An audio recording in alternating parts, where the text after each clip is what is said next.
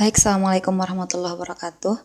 Kali ini saya akan melanjutkan tentang memeriksa titik tetap yang stabil dan tidak stabil untuk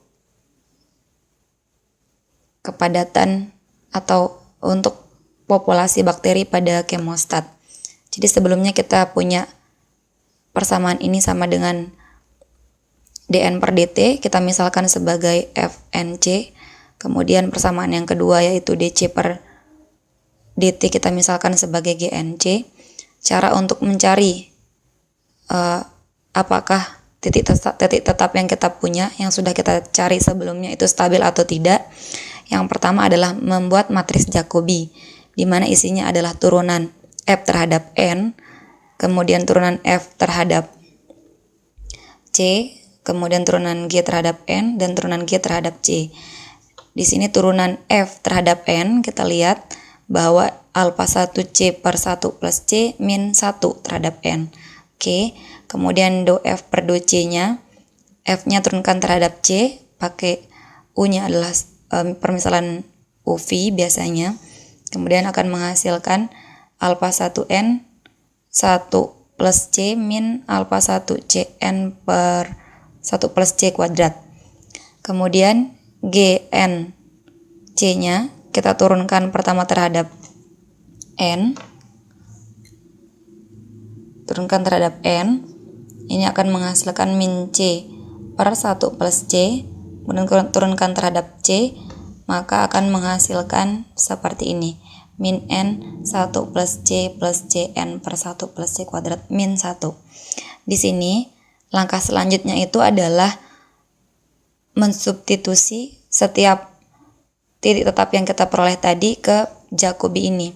Tapi karena ini lumayan rumit, sangat rumit, jadi kita buat strategi untuk lebih membuat simple pekerjaan kita. Jadi sebelumnya kita sudah memperoleh titik tetap, yaitu titik tetap yang pertama adalah yang ini. Titik tetap kita yang pertama adalah yang ini. Kemudian di sini titik tetap kita yang kedua adalah yang ini. Sekarang kita buat strateginya agar kita dapat menyederhanakan bentuk-bentuk yang masih banyak ini. C per 1 plus C, kemudian ada N per 1 plus C kuadrat, dan di sini juga ada, dan di sini juga, sehingga kita perlu untuk menyederhanakannya untuk lebih mudah menganalisis bahwa apakah nilai eigen yang kita peroleh dari matriks-matriks ini bernilai negatif-negatif yang berarti dia stabil, atau yang selainnya yang berarti dia itu tidak stabil. Jadi setelah kita substitusi nanti kita akan mencari tahu lambdanya, dan di sana akan kita butuhkan threshold-nya, kemudian nilai threshold, kemudian determinannya, dan nilai diskriminan juga kita butuhkan untuk mencari tahu apakah dia kompleks atau tidak. Kemudian strategi yang pertama yang kita lakukan adalah yang tadi titik tetap kita punya C1 kita adalah yang ini. Jadi kita coba mencari alfa dari sini. C1 bar sama dengan 1 per alfa 1 min 1, sehingga C1 bar alfa 1 min C1 bar sama dengan 1, sehingga alfa 1-nya sama dengan 1 plus C1 bar per C1. Oke, kita peroleh yang ini, atau kita bisa membuatnya sama persis dengan yang kita inginkan, yaitu ini dan ini. Kita buat seper alfa 1 sama dengan C1 per C1 bar per 1 plus C1 bar. Kita peroleh yang ini. Kemudian strategi kedua, kita lihat turunan yang dihasilkan jika kita punya persamaan X per 1 plus X, maka turunannya terhadap X adalah 1 per 1 plus X kuadrat. Sehingga kalau saya punya C1 bar per 1 plus C1 bar, maka turunannya terhadap C adalah 1/1 plus C1 bar kuadrat. Kemudian yang ketiga, kita bisa mendefinisikan yang lainnya seperti N per 1 plus C kuadrat ini dapat kita definisikan, misalkan katakan A, ini definisikan A sama dengan N per N bar per 1 plus C kuadrat. Kemudian yang keempat, untuk memudahkan kita di titik tetap yang kedua, alfa 2 yakni alfa 2 sama dengan C2 bar, maka kita definisikan juga B-nya sama dengan untuk mengganti yang C barnya nanti, untuk yang ini kita ganti C-nya menjadi alfa 2 langsung. C2 bar sama dengan alfa 2, sehingga B-nya kita dapat definisikan sebagai alfa 2 per 1 plus alfa 2. Strategi kita seperti itu, barulah kita lanjutkan. Sehingga kita punya A-nya ini, B-nya ini, dan kita substitusikan ke persamaan ini. Jadi untuk A11 saya dapat mengubah C per 1 plus C-nya menjadi 1/alfa 1.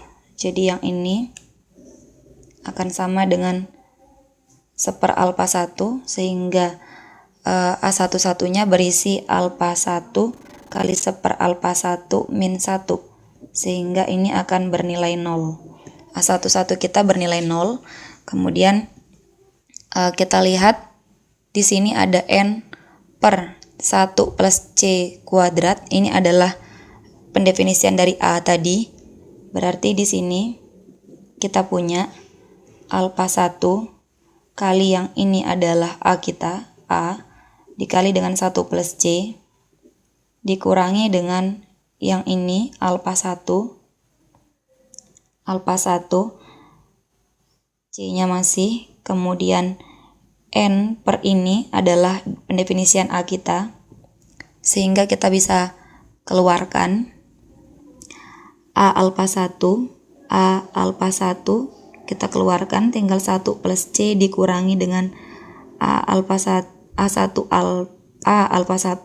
sudah kita keluarkan, jadi tinggal min C, sehingga yang ini sudah bisa hilang, 1 kali A alfa 1, sehingga A12 kita yang ini akan menjadi A kali alfa 1.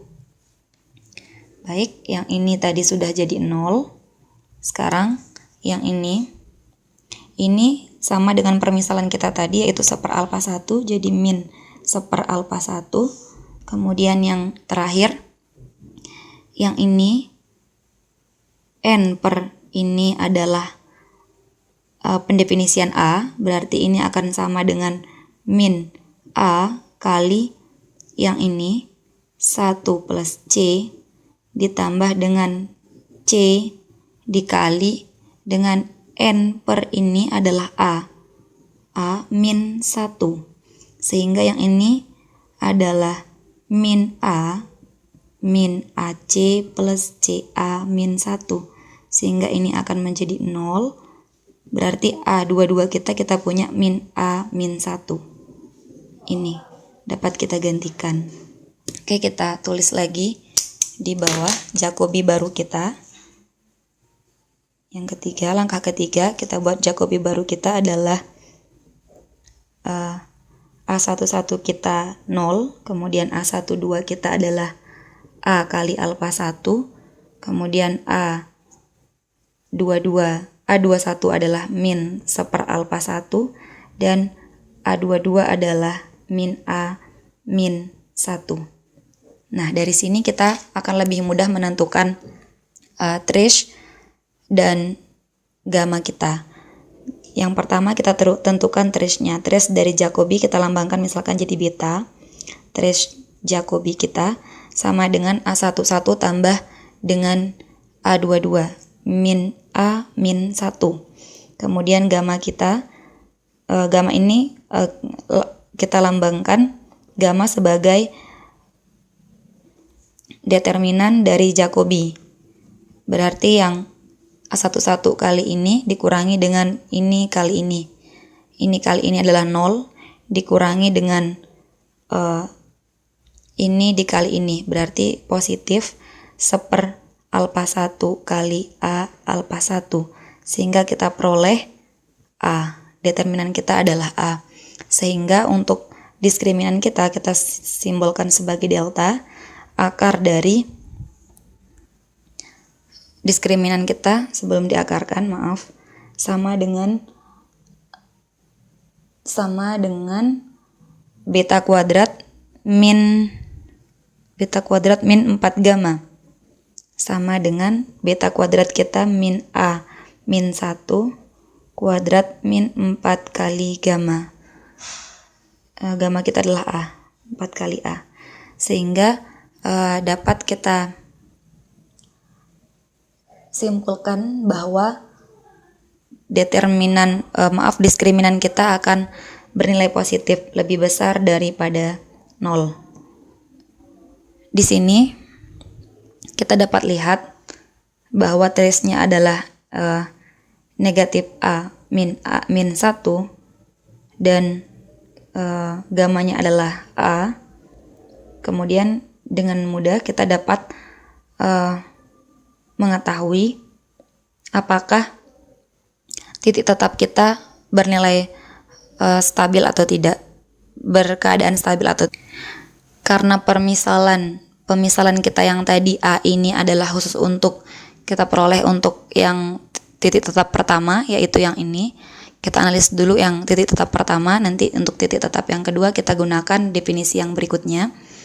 Jadi di sini trace kita negatif-negatif, maka kita akan menghasilkan lambda yang jika trace berarti jika nilai penjumlahan dua angka adalah negatif, maka nilai eigennya kemungkinannya adalah,